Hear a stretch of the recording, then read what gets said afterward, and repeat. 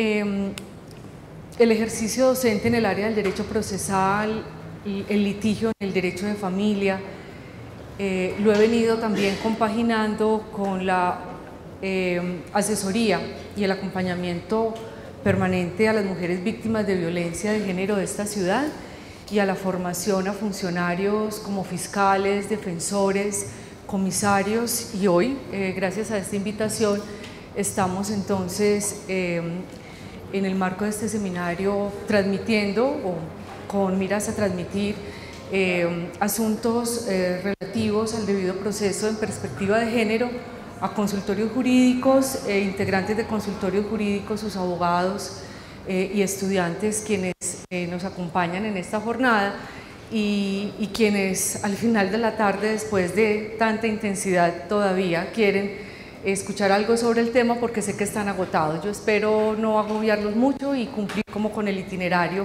para que puedan terminar esta jornada.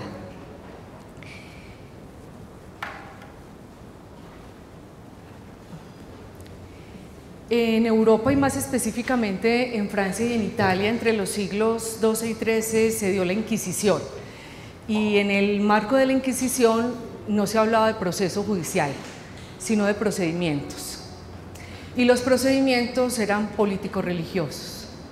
Eran políticos porque eran dirigidos por una autoridad que no escuchaba al acusado, quien condenaba por falta de pruebas, y por eso el tinte de político en los procedimientos, sin lugar a derecho de defensa alguno. Y eran religiosos porque eran conducidos por una autoridad religiosa, quien perseguía a herejes y herejas, y en la época era llamado hereje o hereja a aquellas personas que proponían unos dogmas contrarios a la doctrina de la Iglesia, y eso solo les merecía ser juzgados y finalmente condenados a la hoguera, a la pena de muerte. Recordemos procedimientos políticos religiosos célebres en la época, iniciando la Inquisición siglo XIV, el que se siguió contra los templarios, en el siglo XV el que se promovió contra Juana de Arco, ya en la etapa final de la Inquisición el que se siguió contra Galileo Galilei, solo por publicar una obra científica. Su obra El diálogo le mereció a Galileo ser recluido en su villa en Florencia, y fue afortunado porque al pertenecer a una gran familia adinerada por su avanzada edad y su estado severo de ceguera, le impusieron solo una condena de rezar los 7 salmos penitenciarios durante 3 años, una vez a la semana. Esa fue pues una sentencia muy benigna, ya finalizando la Inquisición siglo XVII. Esa Inquisición incluso vino a América entre los siglos XVI y XVII. Algunos autores referencian que Lima, México vivió Inquisición, Colombia tuvo Inquisición. Recordemos ese vestigio que encontramos en la ciudad histórica de Cartagena, que hace honor a una época en la que en Colombia vivimos la Inquisición. A lo largo del siglo XVII la Inquisición se fue extinguiendo hasta desaparecer. En siglo XVIII podemos decir ya no hubo Inquisición en Europa y particularmente en Francia y en Italia, pero se presentaron algunos acontecimientos que permitieron como ese cambio y que permitieron ir dejando atrás la Inquisición. La llegada de pensadores como Beccaria, Voltaire, movimientos como la Ilustración, la Gran Revolución Francesa, 1789, siglo XVIII, que promulgó la libertad, la igualdad y la fraternidad. Y recordemos que en el marco de la Revolución Francesa, una gran mujer, Olympe de Gouges, dijo igualdad, pero ¿de qué igualdad estamos hablando? Y ella propuso una igualdad entre hombres y mujeres, y con ocasión de ello escribió una declaración de los derechos y deberes de las mujeres ciudadanas, y eso le costó la vida porque fue llevada a la guillotina por haber hablado de la igualdad, no en sentido general como la propuso la Revolución Francesa, sino una igualdad por razones de sexo entre hombres y mujeres. Entonces murió en la guillotina, y estamos ya en el siglo XVIII, 1789, o sea que aún habían rezagos de Inquisición, para esta época, lo cual es absolutamente lamentable. La Revolución Francesa tuvo unos aspectos positivos, otros negativos. Digamos, el negativo, el que no consideró el pensamiento de Lin de Jus y habló solamente de la igualdad, no de la igualdad entre hombres y mujeres. En el marco de la Revolución Francesa se expidió la Declaración de los Derechos del Hombre y del Ciudadano, pero en el marco de la Revolución Francesa se negó lo judicial como tercer poder político.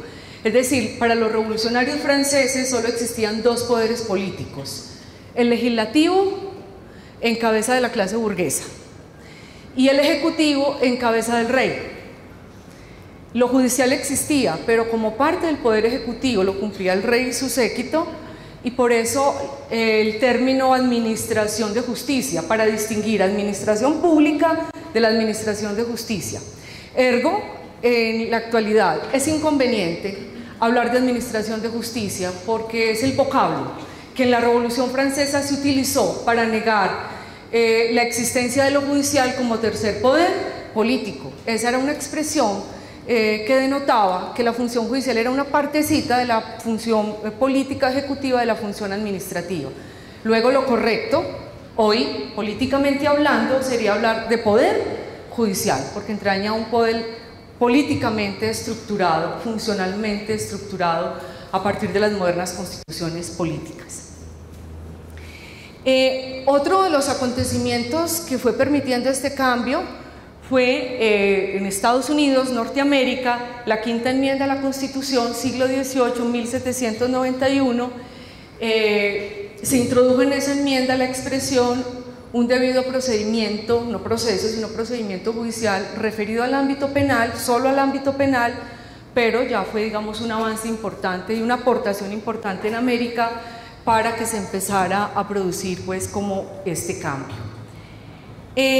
Mientras la Inquisición campeaba en pleno siglo XIII en Francia y en Italia, en Inglaterra no hubo Inquisición. En pleno siglo XIII, año 1215, en Inglaterra se gestó la Carta Magna, que sirvió de base al Bill of Rights de 1689, que se difundió primero por el mundo británico y luego por las distintas latitudes del mundo occidental. Y este es el gran vestigio de lo que hoy, en este siglo y en este momento, ya llamamos proceso debido. Entonces, todavía no se hablaba de proceso debido, una Carta Magna que le aseguraba a las personas no ser juzgadas por el Ejecutivo, como se hacía en Francia, por ejemplo, que proponía un equilibrio entre gobernantes y gobernados y que de alguna manera establecía un catálogo de derechos básicos y mínimos para los ciudadanos. Entonces, repito, la Carta Magna es un antecedente de lo que hoy conocemos como proceso debido y marcó entonces un hito fundamental, un hito importante. Estamos entonces haciendo ese recorrido historiográfico hasta el siglo XVII, siglo XVII Inquisición, se va dejando atrás la Inquisición, en el siglo XVIII un robustecimiento del poder ejecutivo, el siglo XIX es el siglo del poder legislativo, es el siglo en el que se da la codificación napoleónica. En Francia, Napoleón, rey de Francia, expide la codificación napoleónica porque expide código civil, de procedimiento civil, código de instrucción criminal, código criminal, que así se le llamaba a lo penal. En ese momento, que sirvió de base para América, nosotros tomamos aspectos del Código Civil francés. Entonces fue el siglo donde la importancia y el énfasis estaban en el poder legislativo. Entonces ya llegamos al siglo XX. Y en el siglo XX encontramos unos fenómenos absolutamente importantes. Es un siglo de una gran resonancia político-jurídica, porque el siglo XX es el siglo en el que se pone el acento en la democracia, es el siglo en el que se instaura la democracia como poder político, y en el marco de la democracia surge la independencia judicial. Es decir, solo en el siglo XX lo judicial tiene la connotación de tercer poder político. Fue el poder que más tardó en aparecer. Lo judicial como poder político aparece en el siglo XX, pero con un robustecimiento tal que al ser el último poder creado termina siendo el primero, el lugar que se disputa con el poder ejecutivo, que esas son las grandes discusiones hoy en América, Bolivia, Venezuela, Argentina, Colombia, en fin, se disputa ese primer lugar por el poder político, el poder ejecutivo y el poder judicial. Ya perdió todo protagonismo el poder legislativo. Entonces, cuando lo judicial surge como poder político y se independiza, especialmente del ejecutivo del cual formaba parte, entonces con ello, si hablamos de la independencia de los jueces, es una nota característica de un modelo democrático. El siglo XX, entonces, repito, no solo es el siglo en el que se pone el acento, se instaura la democracia como poder político, sino que además es el siglo de la constitucionalización del derecho, de la publicización del proceso y de la consolidación del debido proceso. Se instaura el modelo democrático porque se deja atrás la idea de que el poder viene de Dios.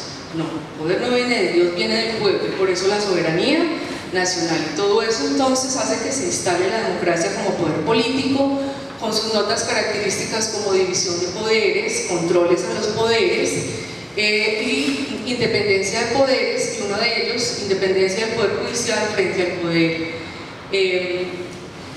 ejecutivo. Por eso entonces Adrián Rentería, un autor español muy importante, nos dice, a propósito de la independencia judicial, que las decisiones judiciales libres, independientes e imparciales son el requisito para la salvaguardia de los derechos fundamentales reconocidos de las sociedades democráticas modernas que exigen jueces libres pero sometidos a controles y responsabilidades.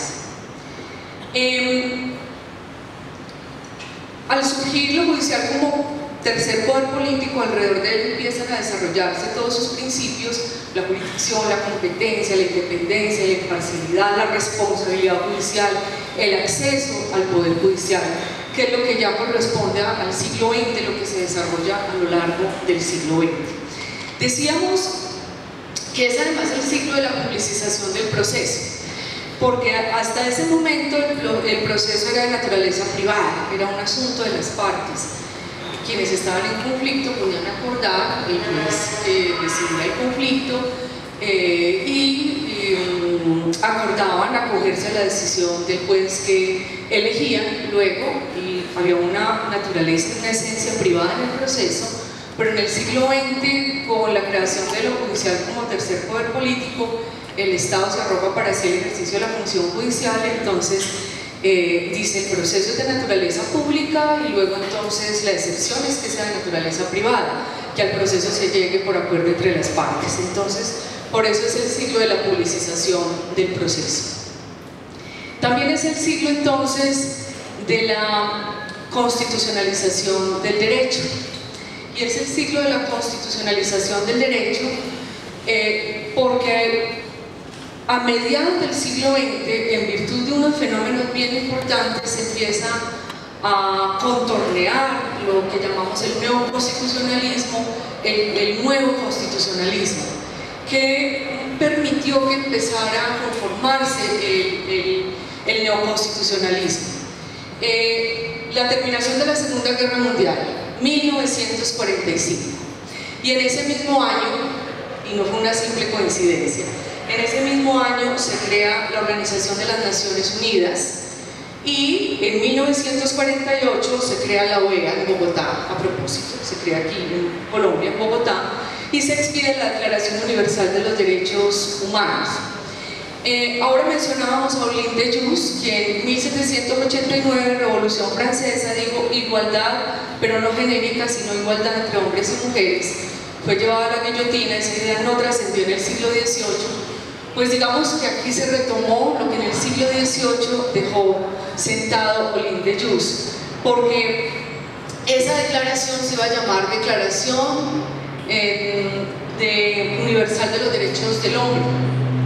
Y 4 mujeres de nacionalidades diferentes que representaban continentes diferentes emprendieron una lucha denodada en la Asamblea de las Naciones Unidas y les propusieron a los miembros de las Naciones Unidas que cambiaran el rótulo de la declaración, que no se llamara Declaración de los Derechos del Hombre, sino Declaración Universal de Derechos Humanos.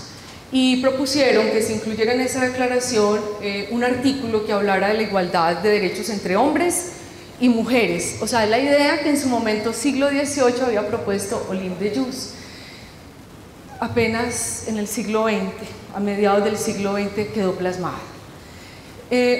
Marcó un referente importantísimo porque a partir de ese momento todos los instrumentos internacionales de derechos humanos en el sistema universal, es decir, en el de las Naciones Unidas, y todos los instrumentos internacionales en el sistema interamericano, en el marco de la OEA, reprodujeron ese artículo. No hay un instrumento de derechos humanos, repito, del sistema universal ni del sistema americano, que no tenga un artículo que hable de la igualdad de derechos entre hombres y mujeres. Y el referente está aquí, pero su máximo antecedente lo dejó Olympe de Gouges, Revolución Francesa, 1700. Bueno, no en la Revolución Francesa, ella les propuso a los miembros de la Revolución Francesa ese aporte que apenas vino a tener resonancia en este momento.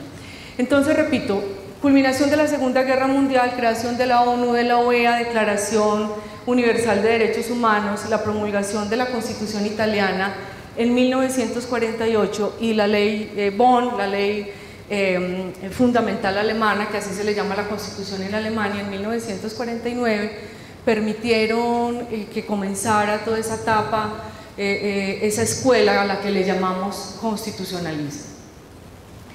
¿Y qué significa ese constitucionalismo? ¿Qué es lo que entraña el constitucionalismo? Redescubrir a la Constitución como norma, darle a la Constitución un valor que no tenía antes. ¿Y por qué se le da un valor que no tenía antes? Porque esa Constitución establece frenos a los poderes políticos que la ley no establecía. Entonces, por eso se le dio un valor superior a la Constitución, porque consagraba los derechos de las personas de manera prolífica. Tenía un catálogo de derechos o la Constitución. Para ese entonces era aquella norma que debía compendiar todos los derechos, las garantías, los valores de las personas. Entonces eso le dio un peso a la Constitución y a esa, digamos, tendencia se le llamó el constitucionalismo, fundamentalmente. Cuando se crea la ONU y la OEA, estas organizaciones empiezan a expedir su normativa, tratados de derechos humanos, algunos de los cuales vamos a mencionar: Declaración Universal de Derechos Humanos 1948, el Sistema Interamericano, Declaración Americana o Pacto de San José de Costa Rica, Pacto Internacional de Derechos Civiles y Políticos, también de la ONU, Declaración Americana, bueno, de Derechos Humanos 1969, entre otros. Normativa internacional de esas organizaciones que fundamentalmente consagraban ¿qué? Los derechos de las personas. Y esas normas se empezaron a transcribir en las nuevas constituciones que se empezaron a elaborar en América. Entonces, primero fue la ONU y la OEA. Al crearse la ONU y la OEA, expidieron sus normas. Esas normas consagraban ¿qué? Derechos humanos. Luego entonces los países miembros de ONU y de OEA dijeron: vamos a actualizar nuestras constituciones. Entonces, en Colombia empezó a finales del siglo XX, lo que empezó a mediados en Europa, llegó a Colombia a finales del siglo XX. Y a finales del siglo XX Colombia dijo: voy a expedir una nueva constitución, siguiendo la oleada internacional, una constitución que se parezca a la italiana, a la alemana, que tenga todos esos contenidos de derechos humanos. Entonces transcribió, digamos, todos esos derechos que estaban ya previstos y consignados en esos tratados internacionales de derechos humanos. Y aquí hay un acontecimiento interesante. Colombia fue el primer país de América del Sur que expidió su nueva constitución. Y con la nueva constitución política en 1991, finales del siglo XX, década de los 90, Colombia provoca un fenómeno de expedición de nuevas constituciones, porque Colombia lo hizo en el 91, Perú en el 93, Argentina en el 94, Bolivia en el 95, Uruguay en el 96, Venezuela en el 96, Ecuador en el 98. Miren, un fenómeno escalonado en América del Sur de expedición de nuevas constituciones. A la cabeza, ¿quién estuvo? Colombia. Claro que no fue pues un invento de Colombia. Colombia copió la constitución italiana, alemana, ¿cierto? Y algo de la constitución española, y de alguna manera bebió de todo ese discurso y ese desarrollo de los derechos humanos en el derecho internacional de los derechos humanos, y todo eso quedó plasmado en la constitución colombiana de 1991. Y si uno lee de manera comparativa las constituciones de América, está leyendo lo mismo, porque todas de la década de los 90, finales del siglo XX, son una copia una de la otra, todas parte de la OEA, de las Naciones Unidas. Pero cuando se expidieron esas nuevas constituciones, además se incluyó el bloque de constitucionalidad. Colombia crea su constitución, transcribe derechos humanos de los tratados internacionales e incluye la técnica del bloque de constitucionalidad, y es incorporar al orden interno todos los tratados internacionales en materia de derechos humanos, previa ratificación del Congreso, para que empezaran a formar parte del orden jurídico interno a nivel de la Constitución política. O sea que estos tratados forman parte de nuestro ordenamiento, porque Colombia forma parte de la ONU y de la OEA, pero además por la vía del bloque D, muy específicamente por la vía del bloque de constitucionalidad. Entonces, en esas constituciones, y particularmente en la colombiana, se consagró un derecho humano, y es el derecho humano al debido proceso. Es un derecho que tiene toda persona, un proceso debido, en el artículo 29. Y eso que Colombia y las constituciones aledañas que acabo de mencionar denomina debido proceso, en el sistema interamericano se rotula como garantías judiciales. Las garantías judiciales en la Convención Americana de Derechos Humanos, en el marco del Sistema Interamericano de Derechos Humanos, consagradas en el artículo 8, equivale a lo que en nuestra Constitución se denomina artículo 29, debido proceso. Entonces, ¿qué son garantías judiciales? Son las garantías mínimas que deben atenderse en un proceso para que el proceso sea debido y pueda producir una sentencia de fondo justa.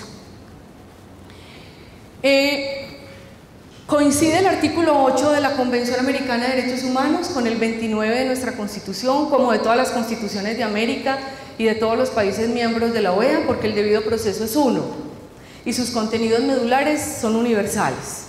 ¿Cuáles son los contenidos medulares del debido proceso? Juez natural, defensa y legalidad, en cualquier lugar del mundo jurídico occidental que pertenezca al sistema de las Naciones Unidas o de la OEA.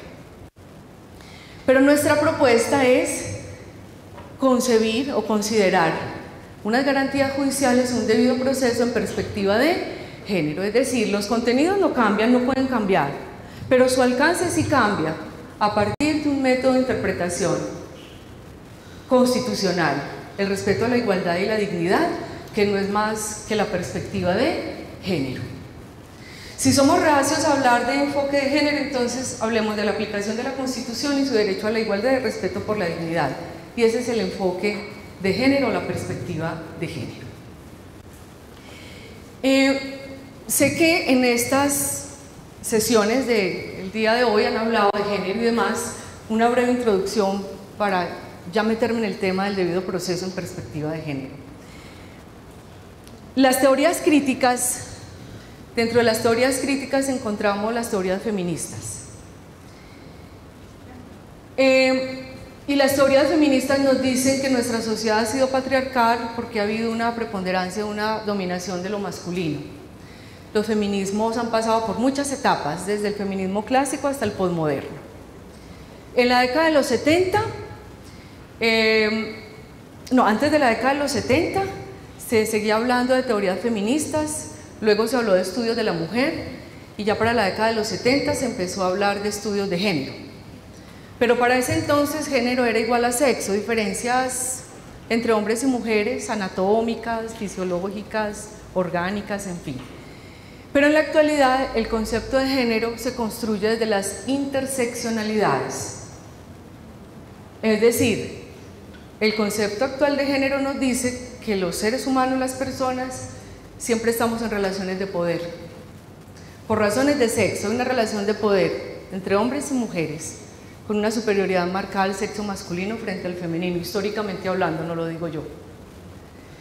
Relaciones de poder no solo por el sexo, sino por la edad, porque hay una superioridad del adulto frente a niñas, niños y adolescentes, del adulto frente al adulto mayor, de las personas que no ostentan una condición de discapacidad frente a las que sí ostentan una condición de discapacidad. Una relación de poder asimétrica, una relación marcada por la superioridad del heterosexual frente a quienes tienen una orientación sexual diferente. Los transgéneros con todas sus categorías que se han venido desarrollando muchísimo en los últimos años. Los nacionales frente a los extranjeros, población de inmigrantes. Y así sucesivamente podemos seguir mencionando relaciones asimétricas, relaciones de poder. Bajo ese concepto de género es que vamos a trabajar el debido proceso. Cuando hablamos de juez natural, hablamos de que juez natural es el núcleo del debido proceso y cada núcleo lo conforman un elenco de garantías judiciales. ¿Qué garantías forman parte del juez natural como núcleo del debido proceso? Jurisdicción, competencia, independencia judicial, imparcialidad, acceso al órgano judicial, ¿cierto? En perspectiva de género, ¿qué nos dice esto? Jurisdicción y competencia. Nuestra Constitución Política, la que se expidió en 1991, en el artículo 246, nos habló de jurisdicciones especiales, y una de ellas la indígena. Eso ya es tener una perspectiva de género. Crear una jurisdicción especial para atender una parte de la población históricamente desaventajada, ¿cierto? Las etnias. Colombia, a diferencia de otros países de América Latina, tiene un porcentaje bajo de población indígena. Nosotros no tenemos más de 5 o 10% de población indígena, a diferencia de Bolivia, México, Ecuador, Guatemala, que tiene 50, 64% de población indígena. Pero lo que sí tiene Colombia es el mayor porcentaje de grupos étnicos. La diversidad lingüística, cultural de etnias en Colombia sí es mayor a la de otros países que tienen un número más alto de población indígena. Entonces se crea esa jurisdicción para que hayan autoridades de los pueblos indígenas que atiendan asuntos para esa población, para esos sujetos de especial protección, en todas las áreas y materias. Hay una jurisdicción también que es la jurisdicción de familia, creada en 1989, el decreto 2272 del 89, bajo la presidencia del señor Barco, se crea la jurisdicción de familia, básicamente unos jueces que atiendan asuntos en los que las partes son sujetos de especial protección, las mujeres, niños, niñas, adolescentes, discapacitados, ¿cierto? Entonces fue un decreto que se dedicó a asignar competencia para esos asuntos de una población, de parte de la población históricamente desaventajada. Con la expedición del Código General del Proceso, la norma se subrogó y el decreto quedó plasmado en los artículos 21 y 22 del Código General del Proceso. Mantenemos una jurisdicción, incluso se habla de una especialidad jurisdiccional dentro de la jurisdicción ordinaria, y son los jueces de familia. En el ámbito penal sabemos que se han creado centros de atención especializada, para violencia intrafamiliar, el CAVIF, para violencia sexual, el CAIVAS, el Centro de Atención a Víctimas, que se encarga de atender asuntos donde hay sujetos de especial protección, mujeres víctimas de violencia de género, etnias, feminicidios, entre otros asuntos. También en el sistema del derecho de familia encontramos las comisarías y los defensores de familia. ¿Qué nos dice el Código de la Infancia y de la Adolescencia? Que son competentes los comisarios para restablecer derechos en contextos de violencia, y los defensores de familia restablecen derechos en el ámbito por fuera de la violencia intrafamiliar. Y así pudiéramos seguir mencionando aspectos de jurisdicción y competencia que nos muestran una perspectiva de género porque son creadas o la misma Constitución o la norma asigna competencias para atender sujetos de especial protección. Pero digamos que no basta que la Constitución o que la ley asigne jurisdicción o asigne competencia para conocer asuntos que protejan derechos de sujetos de especial protección o históricamente desaventajados, porque es necesario que estos funcionarios tengan la perspectiva de género. ¿Qué nos ganamos con un juez de familia, un comisario, un defensor de familia, un fiscal del CABIC, del CAIBAS, que no conciba la naturaleza de su función, el origen de su función y que precisamente son funcionarios creados para atender unas problemáticas de una población vulnerable? Y en esos propósitos está trabajando la Fiscalía, la Defensoría del Pueblo, la misma rama judicial con su comisión de género, y creo que hemos avanzado, creo que se ha avanzado enormemente en ese punto. Pero también consideramos que jueces de la jurisdicción ordinaria, civiles, penales, laborales, están obligados a tener perspectiva de género, porque la perspectiva de género no es más que aplicar la Constitución en respecto al artículo 13, derecho a la igualdad, y el mismo preámbulo y el artículo 1, respeto por la dignidad humana. Ya lo establecía la sentencia, una sentencia muy importante que yo sé que ustedes aquí comentaron, la sentencia T, una sentencia de tutela, la 967 del 2014, ¿cierto? Sé que la comentaron, aquella en la que en sede de tutela la Corte le dice a una juez de familia de Bogotá: usted estimó una violencia psicológica que configura la causal de malos tratos para que se declare el divorcio, y le ordena a la juez que declare el divorcio por esa causal, ¿cierto? Esta sentencia 967 del 2014, a propósito de la perspectiva de género que deben tener jueces creados con perspectiva de género y los que no fueron creados con esa idea. Dice esta sentencia: debe ampliarse la aplicación de criterios de interpretación diferenciados cuando, por ejemplo, colisionen los derechos de un agresor y una víctima de violencia doméstica o psicológica en un proceso de naturaleza civil o familia. Es decir, en toda clase de proceso, los jueces deben tener perspectiva de género, deben aplicar la Constitución política y dentro de ella el derecho a la igualdad y el respeto a la dignidad humana.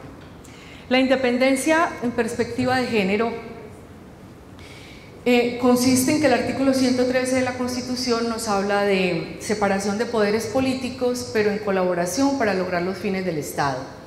Y los fines del Estado es restablecer los derechos, asegurar los derechos de los ciudadanos, procurar una convivencia pacífica, garantizar la Constitución, la aplicación de la Constitución, entre otros. Pues bien, esto nos dice entonces que debe haber una tarea integradora entre el legislativo, que ha creado una cantidad de normas para población históricamente desaventajada, el poder ejecutivo como comisarios y defensores de familia que se encargan de aplicarla, porque por ejemplo comisarios fijan alimentos o regulan visitas y custodia provisionalmente, y luego cómo colabora el Poder Judicial homologando las decisiones de los comisarios. Ahí vemos una tarea integradora, ¿cierto?, entre el legislativo, poder ejecutivo, comisarios, poder judicial homologando las decisiones, así sea provisionales, que toman los comisarios.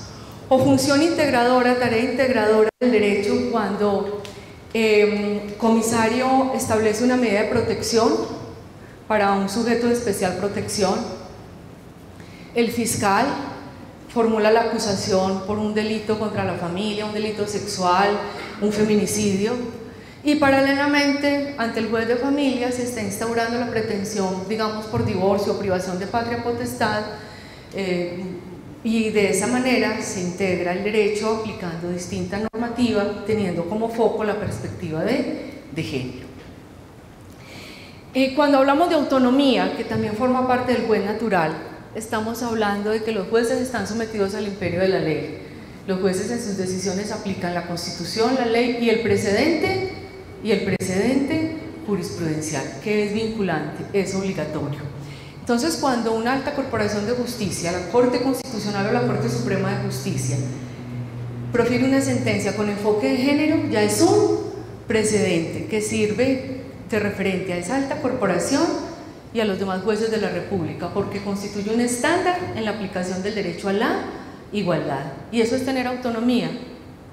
Tener autonomía es estar ligado a la ley, se ha ampliado hasta la Constitución y hasta el precedente jurisprudencial.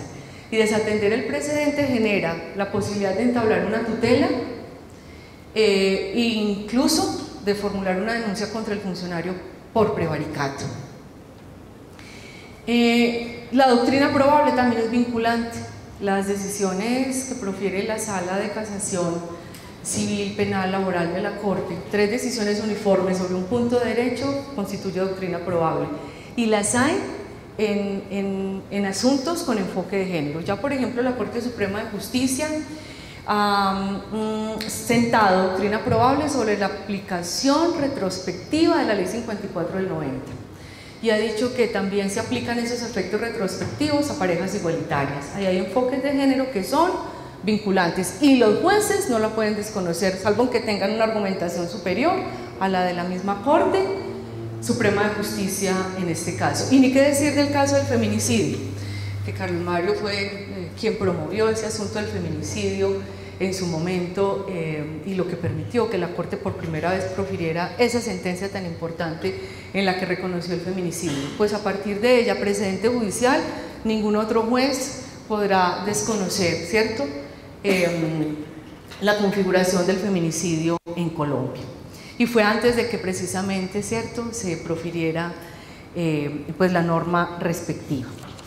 La imparcialidad. La imparcialidad en perspectiva de género, entonces, nos invita a evitar prejuicios y estereotipos que terminan configurando causales de impedimento y de recusación o que terminan vulnerando el derecho al acceso a la jurisdicción y a la tutela judicial efectiva.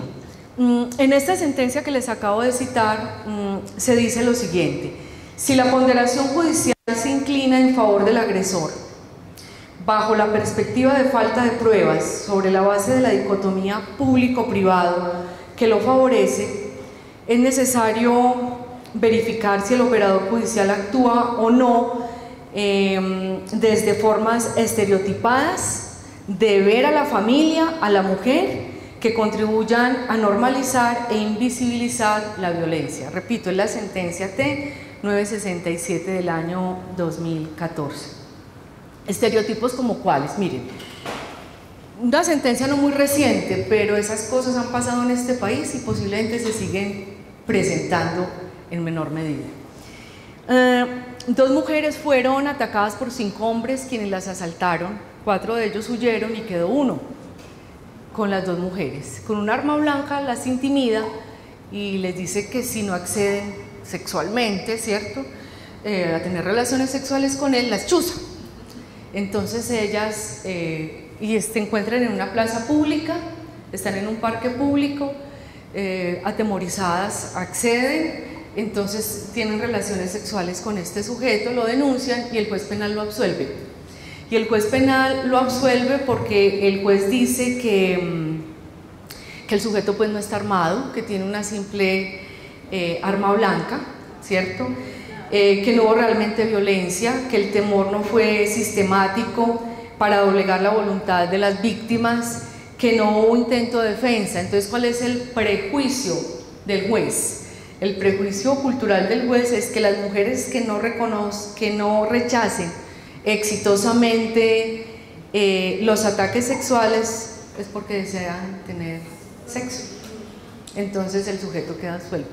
Entonces son prejuicios y estereotipos de orden cultural, o lo que todos conocemos es que usted lo provocó porque llevaba la minifalda, llevaba el escote, usted qué hacía a esa hora en la discoteca, ¿cierto? Usted entonces propició que fuera accedida sexualmente. Entonces estereotipos y prejuicios que son los que no se pueden tener si aplicamos el debido proceso en lo que tiene que ver con la imparcialidad. Usted aleje todo prejuicio, todo estereotipo cultural que tenga.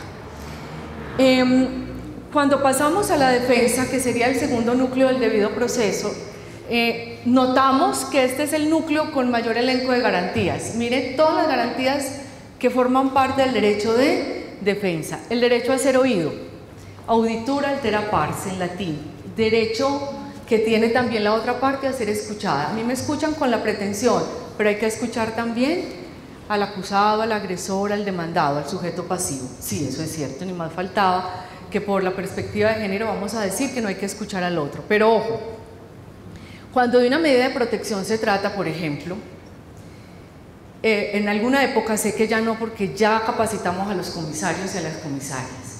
Uno presentaba una solicitud de medida de protección y muchos comisarios decían, un momentico, hay que escuchar al agresor. No, esa es una pretensión cautelar, una medida cautelar anticipada, que implica tomar la medida de protección urgente ya, porque está en peligro la vida, la integridad, la dignidad, y luego escuche al agresor. Significa que se posterga el derecho de defensa, el derecho a ser oído. Si yo a usted lo voy a escuchar, pero no todavía. Primero establezco la medida de protección y después lo escucho, que en su momento no entendían los comisarios. Y es una figura procesal y forma parte del debido proceso. El derecho que tiene la víctima a no ser confrontada con el agresor también estaría en esta primera manifestación del derecho de defensa. El derecho que tienen los niños y las niñas a ser escuchados, a que sus opiniones sean tenidas en cuenta, porque así lo dice el artículo 26 del Código de la Infancia y la Adolescencia. El derecho a ser oído en un plazo razonable. La ley suele establecer los plazos en los que los funcionarios deciden. Código General del Proceso dice única y primera instancia 1 año, segunda instancia 6 meses. Pero como estamos hablando de sujetos de especial protección, los términos son pequeñísimos. Mire, ¿por qué creen ustedes que el legislador dice para tutela hay 10 días para fallar? El Código de la Infancia también para trámites administrativos de restablecimiento de derechos hay 10 días. La Ley 1257 y sus decretos reglamentarios dicen el término perentorio de unos días en el que ha de resolverse una medida de atención, ¿cierto? ¿Por qué? Porque hay un sujeto de especial protección, una víctima de violencia, un discapacitado, una niña, un niño, un adolescente, una mujer víctima de violencia. Entonces no es en vano, ahí hay un espíritu, ¿cierto?, en la ley, y es precisamente establecer un término corto para mantener a salvo la vida, la integridad de la persona, la dignidad.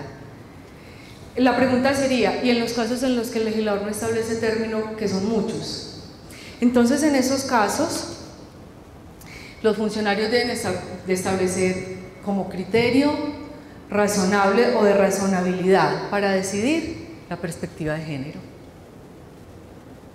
Si yo tengo perspectiva de género, si sé que en el proceso hay una parte vulnerable, en relación asimétrica, en relación de poder, esto me exige a mí que aun cuando la ley no me pone un término, yo debo resolver ese asunto en el menor tiempo posible, con un criterio de interpretación constitucional, pro hombre, pro persona, ¿cierto?, amparando la dignidad, la vida, la integridad de esa persona. Entonces el término lo establece el funcionario con criterios de razonabilidad. ¿Y cuál es el criterio de razonabilidad? La perspectiva de género. Esto armonizado con lo que el artículo 29 nos dice de que los términos son obligatorios y su incumplimiento será sancionado cuando hay términos. Y cuando no, ¿cuál es el criterio para yo impugnar una decisión bajo el entendido de que el juez se tardó mucho, que no aplicó la Constitución y no tuvo un criterio de razonabilidad para decidir en el menor tiempo posible?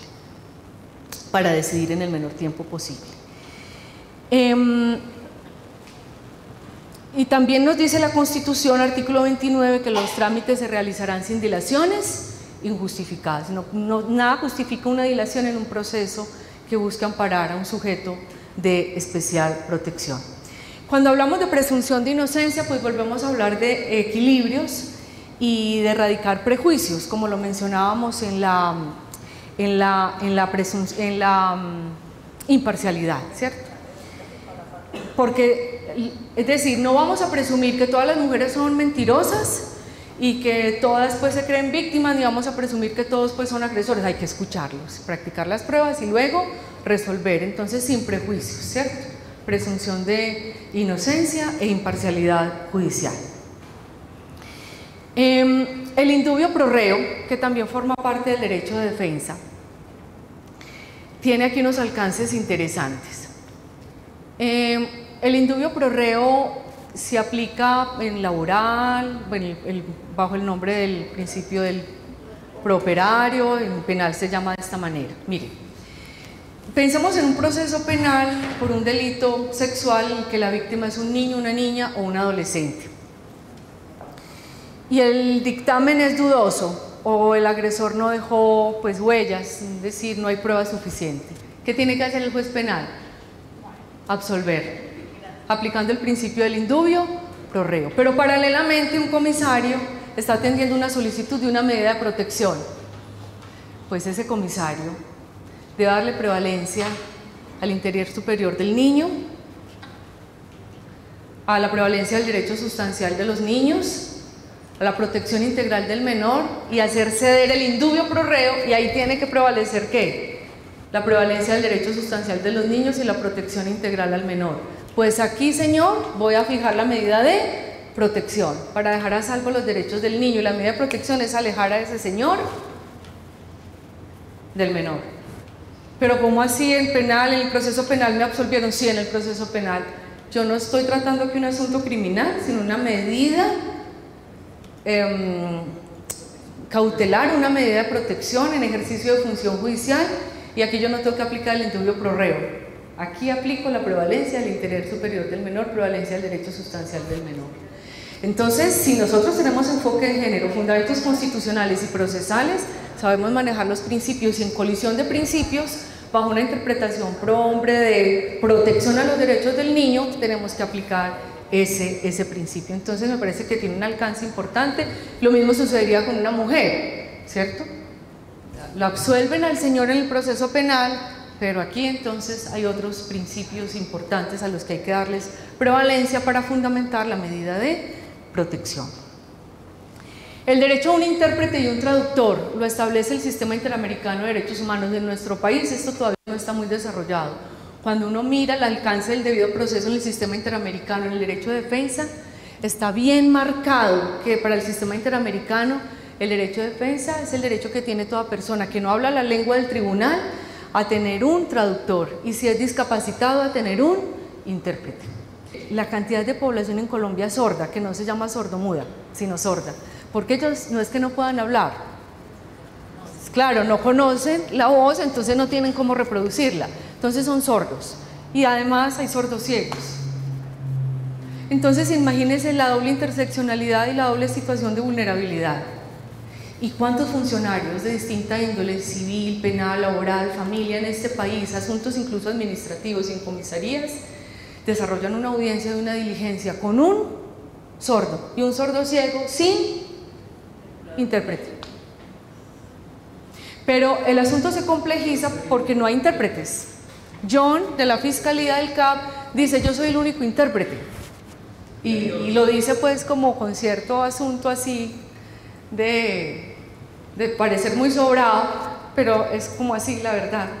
Entonces miren, en las facultades de derecho, los abogados, en fin, no somos intérpretes. Entonces el juez no es intérprete, el fiscal no es intérprete, el abogado de la defensa no es intérprete. Entonces, ¿qué hacemos con esa persona? Seguirle vulnerando sus derechos.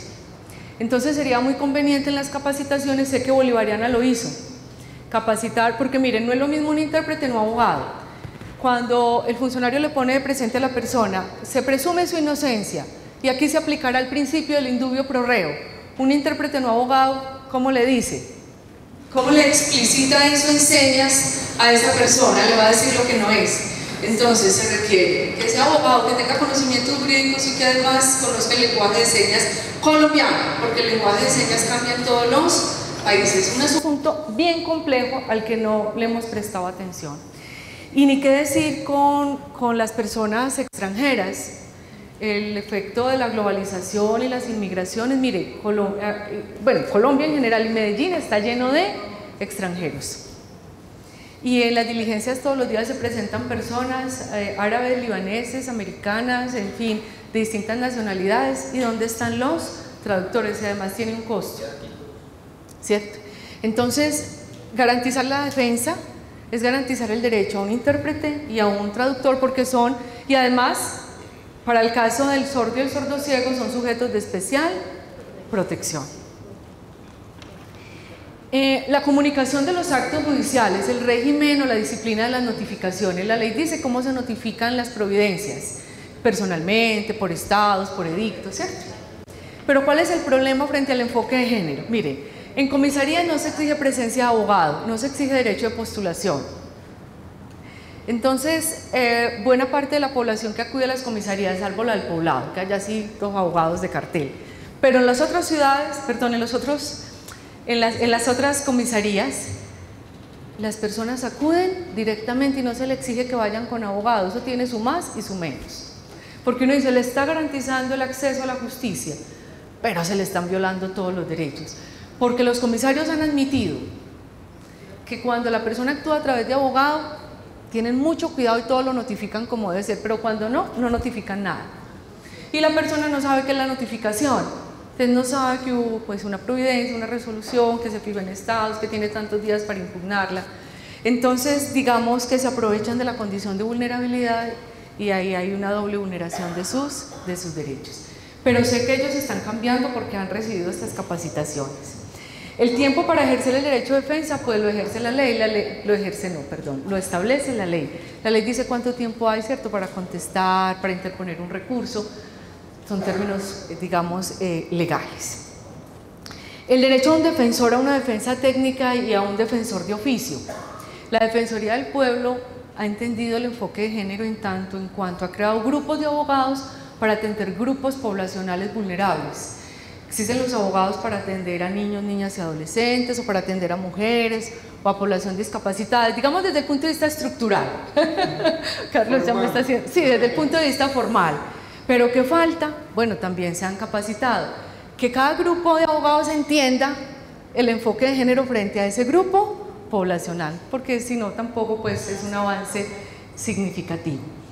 Pero cuando hablamos de defensa técnica, también de qué hablamos. Miren, el Código General del Proceso dice que el abogado que debe representar a una persona en un proceso debe ser legalmente autorizado.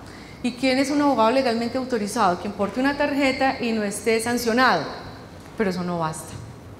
Porque con perspectiva de género necesitamos un abogado experto en el tema, pero además constitucionalista, con una visión constitucional, es decir, de enfoque de género. Yo que me gano con un juez de familia, con un abogado especialista en familia que no tiene perspectiva de género. Conocí el caso de dos profesionales, ella víctima de violencia por su pareja, y entonces cuando acude a la abogada que no tiene enfoque de género, simplemente ve un asunto de divorcio y liquidación de un patrimonio, e invisibiliza la violencia psicológica de la que es víctima la señora. Entonces el tratamiento que le da un abogado de ese asunto, que no tenga enfoque de género, es uno, y el tratamiento que le dé un abogado con enfoque de género es otro. Porque si va donde el abogado que no tiene enfoque de género le dice, sí, mire, de mutuo acuerdo, divórciese, renuncia a estos bienes y liquide así. Pero el abogado que tiene enfoque de género le dice, un momentico, y cita al señor, y le dice, ¿usted es consciente de que esto es violencia? Y que usted puede ser denunciado por ella por violencia intrafamiliar, y que ese es un delito que los lleva a ser privado de la libertad, y que además como medida de protección, ¿cierto?, a usted se le puede impedir enajenar los bienes que estén en cabeza suya si los haya adquirido usted, ¿cierto?, con sus ingresos, y que además pues ella puede tener una medida de protección y que a usted se le puede ordenar alejarse, o simplemente sin decirle a él, a ella se le dice, mire, empecemos por comisaría pidiendo una medida de protección, y además denúncielo en fiscalía, y simultáneamente demándelo en divorcio y ni se le ocurra divorcio de mutuo acuerdo, porque usted tiene unos derechos económicos a los que no va a renunciar. ¿Ven la diferencia? Y es abogado, entre comillas, idóneo, ¿o no? Es titulado, tiene tarjeta profesional, no está sancionado, pero no tiene enfoque de género. Es una defensa técnica. En el derecho a la prueba, miren, aquí no terminaría de mirar la perspectiva, el debido proceso en perspectiva de género. Miren, el derecho a la prueba, el derecho a aportar pruebas, a solicitarlas, a controvertirlas. Digamos que se siguen todos los lineamientos de la teoría de la prueba, en lo que tiene que ver con todas las etapas probatorias, ¿cierto? Pero ¿qué quiero destacar en la perspectiva de género? Miren, si quien llega por activa afirma los hechos de discriminación, yo sufro violencia, soy discriminada por orientación sexual, orientación religiosa, por sexo, por edad, por discapacidad, por cualquier forma de discriminación. Estoy en categoría sospechosa, como la llaman los constitucionalistas, desde el artículo 13 de la Constitución. ¿Qué nos dice la teoría de la prueba? La ortodoxa, quien afirma el hecho tiene la carga de ¿qué? De probarlo. O sea, si yo digo soy discriminada por la orientación sexual, ¿qué diría la teoría de la prueba? Pruébelo. Pero el Código General del Proceso trae dos artículos maravillosos que nos sirven para la perspectiva de género: el 167 y el 170. El 167, cargas dinámicas probatorias. ¿Qué hace un funcionario entonces cuando el hecho de la discriminación puede invertir la carga probatoria y exigirle al agresor: usted está en mejores condiciones de probar? Usted es el que tiene que probar. ¿Qué tiene que probar? Que no ha realizado hechos de discriminación. No poner a la víctima a probar la discriminación, sino usted pruébeme que no ha realizado hechos de discriminación. Y así se está aplicando en el derecho europeo. Y ustedes saben, en España, en el derecho europeo, hay unos grandes avances sobre el proceso y la perspectiva de género.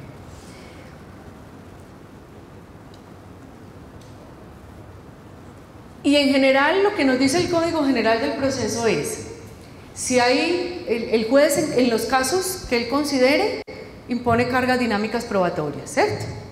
Y una de las razones es la vulnerabilidad. Usted está en mejores condiciones, poner a probar la no discriminación al agresor. Y los otros casos es en caso de duda. La víctima lleva unas pruebas, pero son precarias, no son suficientes. En caso de duda, ¿qué dice el Código General del Proceso? Cambió el verbo. El Código de Procedimiento Civil dice: el juez podrá decretar pruebas de oficio. ¿Y qué dice el Código General? El juez deberá decretar pruebas de oficio. Son verbos diferentes. En caso de duda, debe decretar pruebas de oficio, no es si quiere, no es facultad. Entonces, si hay duda, porque quien llega por activo, quien pide la solicitud de medida de protección o propone la demanda de divorcio, o cuando la prueba es dudosa en la pretensión punitiva por un delito sexual o un feminicidio, bueno, en penal no, perdón, penal es indubio pro reo, penal toda duda en favor del reo. Esto solo aplica en civil y familia. Entonces, pero digamos contundentemente, en civil y en familia hay duda, falta de prueba, no aplica el llamado indubio pro reo, sino que el deber del juez es decretar pruebas de oficio, o la otra opción que tiene son cargas dinámicas probatorias. Hay algo importante en la aportación de la prueba. Ustedes saben que la violencia de pareja es espiral. Cuando llega a su punto máximo, la persona va y denuncia. Cuando ya va bajando la intensidad y la pareja le dice: venga, reconciliémonos, perdóneme, no lo vuelvo a hacer, esta es la última vez, vámonos a comer, vámonos para un motel, en fin. Entonces va la persona a la comisaría y le dice: señor comisario, ¿sabe qué? Devuélvame ese video que yo le entregué, que yo ya no quiero. No, yo ya me estoy reconciliando. ¿Qué le debe decir el comisario? Aplicando un principio probatorio, el principio de la comunidad de la prueba. El principio de la comunidad de la prueba nos dice que la prueba no pertenece a quien la aportó, sino al proceso. Una vez yo aporto la prueba es del proceso. La prueba es del proceso y el juez la puede valorar incluso en contra de quien la aportó. Miren, que es un asunto técnico de la teoría de la prueba.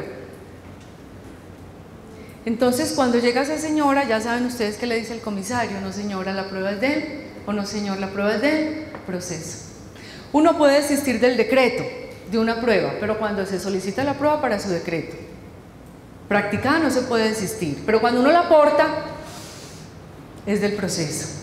Y si el juez o el funcionario la separa de ahí, ya saben las consecuencias que se le vienen al funcionario. Bien. Hay una etapa en el proceso probatorio que es la valoración, que le corresponde al juez, y el juez la establece en la sentencia. De la valoración quiero destacar lo siguiente: el juez en la sentencia, en la valoración de los medios de prueba, debe hacer explícitos o manifiestos pues el mérito que le da cada medio probatorio. Y para darle el mérito a cada medio probatorio, el juez debe tener en cuenta contextos del caso, antecedentes del caso. Miren, sin contextos y sin antecedentes, ese caso de feminicidio no hubiera sido el precedente que fue. Porque miren, si nosotros vemos que un hombre le da muerte a una mujer en un motel, pues un homicidio o no. Pero si lo vemos con contexto y antecedentes, podemos ver un feminicidio. Entre otros elementos, claro está, no voy a decir que es lo único, ¿cierto? Si es que en el contexto y en los antecedentes encontramos que eran pareja, que ya le había manifestado no querer seguir, que le había insistido, que habían tenido episodios de reconciliación, si estaba en el mismo motel, que ya la había agredido, que le había dicho que si no era para él, no era para nadie. Miren, esos contextos y ese antecedente es lo que le va a permitir al funcionario tener elementos a la hora de la valoración de la prueba de todos los elementos que encuentra en el proceso. Sin antecedentes y contexto, el caso de Almonacín no se hubiera dado. No sé si ustedes lo conocen, el que generó la primera sentencia en la que la Corte Interamericana de Derechos Humanos estableció el control de convencionalidad. Un caso en el que se da muerte a un líder sindical, un profesor universitario en Chile, como en el año 2006. Pues dar muerte a una persona es un homicidio, ¿no? Pero ¿cuál fue el contexto y los antecedentes? Dictadura militar en Chile. En esa dictadura militar se dijo: todo líder sindical, gremial, profesor, estudiante, miembro de una comunidad étnica que se oponga al régimen será muerto. Llegan a la casa de este señor, le tocan, salió personal del Estado, del régimen militar, le da muerte. ¿Y quién era? Era un profesor, líder sindical, líder gremial. Entonces, si no hubiera sido por los antecedentes y el contexto, no se le hubiera dado el tratamiento de un crimen de guerra de lesa humanidad. Hubiera sido un simple homicidio, ¿cierto? Entonces, esto es muy importante cuando en los procesos hay sujetos de especial protección y vulnerables, mirar el contexto y los antecedentes. Las relaciones asimétricas, si se tienen que hacer manifiestas, el funcionario tiene que mirar si las partes en el proceso están en una relación de poder, en una relación asimétrica por el sexo, por la discapacidad, bueno, por todo lo que hemos mencionado, y hacerla manifiesta y con base en ella decir que le doy a esta prueba, a estos medios de prueba, esta ponderación, esta valoración que implica un trato diferenciado en favor de, y está constitucionalmente ¿qué? Justificado. En la valoración el funcionario debe tener en cuenta los comportamientos de las partes, porque hay quienes de manera espontánea afloran sus comportamientos machistas y discriminatorios. Entonces el juez o el funcionario debe dejar constancia de que de esas expresiones o de esos comportamientos de una de las partes que son discriminatorias, y más aún con Código General del Proceso, que trae una novedad. Dice: en la sentencia el juez debe dejar claro los comportamientos de las partes y de sus apoderados y derivar indicios de ellos, y uno de ellos no es solamente no contestar una demanda. Un comportamiento puede ser conductas estereotipadas o expresiones que le lanza en plena audiencia el señor a la señora o al hijo, al discapacitado. No desestimar las inconsistencias de un relato. Para todos es claro que, por ejemplo, quien es víctima de violencia sexual, en el primer relato lo niega, en el otro se contradice, y ya después, un poco más segura, es capaz de relatarlo, ¿cierto? Como con más tranquilidad y coherencia. Si el funcionario aplica la teoría tradicional de la prueba, que dice: un relato ¿qué? Contradictorio, lo desestimo. ¿Sí? Entonces hay que tener en cuenta que como son sujetos vulnerables, vulnerados, pues tienen afectaciones psicológicas, temores, ¿cierto? Esas contradicciones son producto de la situación de vulnerabilidad en la que se encuentran. En la sentencia también el juez puede producir decisiones extra y ultrapetita, y así lo dice el artículo 281 del Código General del Proceso. El juez, cuando sea necesario para brindar protección a la pareja, y dentro de la pareja a quien están en relación de inferioridad o no, a niñas, niños y adolescentes, personas con discapacidad y de la tercera edad, puede producir fallos extra o ultrapetita, es decir, decidir sobre asuntos no pedidos o cosas diferentes, siempre que hayan aparecido probados los hechos que le dan fundamento. Eso es un avance muy importante en el Código General del Proceso a propósito de la perspectiva de género.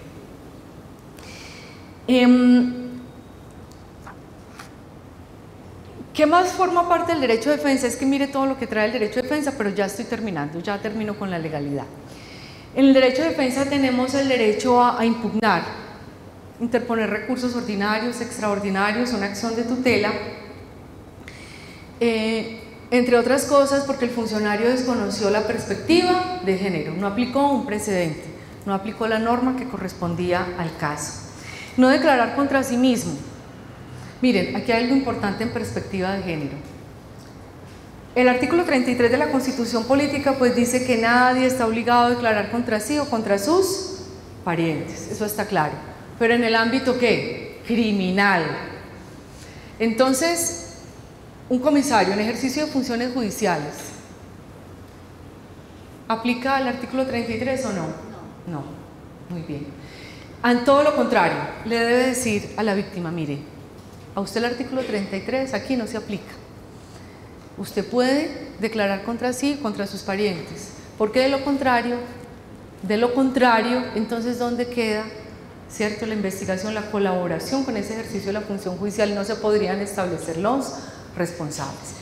Esto no lo dice exactamente la sentencia, pero yo lo colijo de la sentencia C426 del 97, que dice expresamente que solo se aplica en asuntos penales o criminales y en los trámites en comisarías, aun cuando hay ejercicio de función judicial para fijar alimentos, custodia, visitas o para establecer una medida de protección o de atención, no se está en ejercicio, cierto, de una función penal o criminal.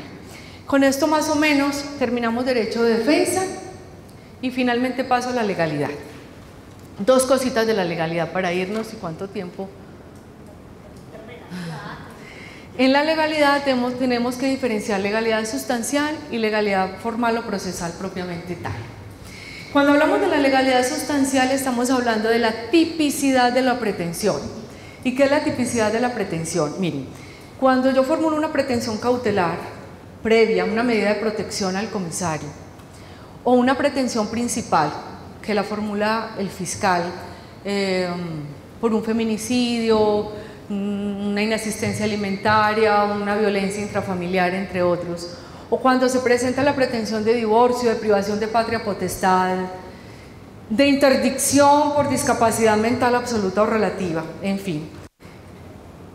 Yo debo fundamentar la pretensión en unos hechos, y esos hechos deben tener consagración ¿qué?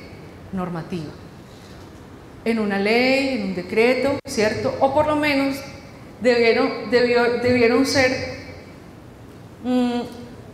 reconocidos en una sentencia de la Corte. Si no están en ninguna parte, la Corte puede crear una regla de derecho, ¿cierto?, la regla para un hecho que no está configurado en la ley. En todo caso, a eso se le llama tipicidad, que tenga consonancia con una norma jurídica, está claro. Entonces yo debo narrar los hechos, formular la petición y dar los fundamentos de derecho, ¿o no? Y los fundamentos de derecho es citar la norma en la que encajan esos hechos. Y resulta que varias normas pueden consagrar esos hechos. ¿Cuál de esas invoco? Y ergo, ¿cuál de esas debe aplicar el juez? Aplicando la Constitución, el respeto a la dignidad y a la igualdad, el que garantice los derechos de la persona, lo mantenga a salvo y en protección de su vida y de su integridad. Entonces yo lo oriento o no.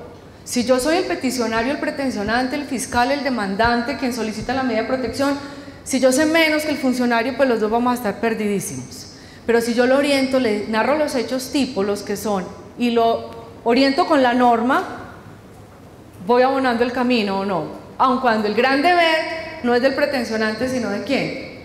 Del funcionario, que debe hacer la calificación jurídica y decir, esta norma no, de todas estas, esta es la que garantiza los derechos de esta persona y fundamentalmente porque es un sujeto de especial protección.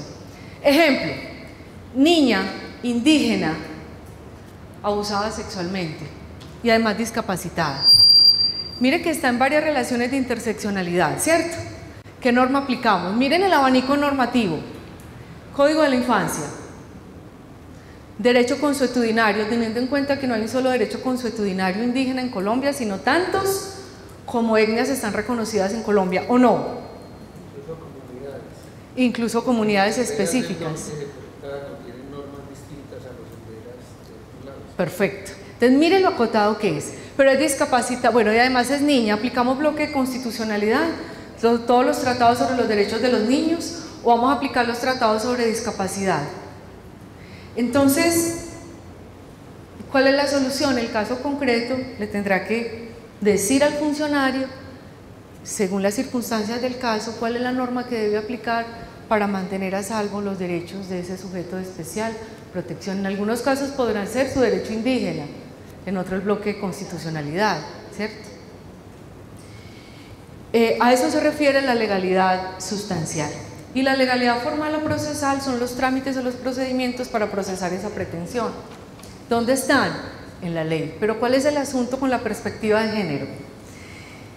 Que puede haber duda en cuanto al procedimiento o no.